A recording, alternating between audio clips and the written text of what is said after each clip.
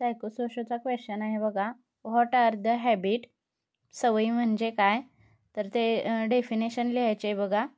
2 मार्कासाठी हा क्वेश्चन पडतो. सवय म्हणजे एखादी गोष्ट नियमितपणे किंवा वारंवार करणे.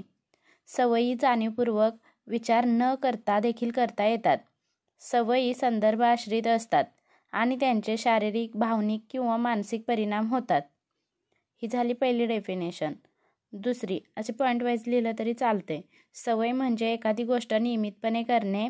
सवय म्हणजे वागण्याची नेहमीची पद्धत. सवय म्हणजे संदर्भ वर्तणुकीशी संवाद.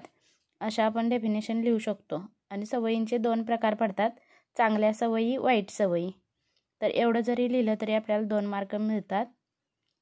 स्क्रीनशॉट घ्या वाटलं तर, आणि एकदा दोनदा वाचा, लक्षात राहतं, काय एवढं अवघड नाही.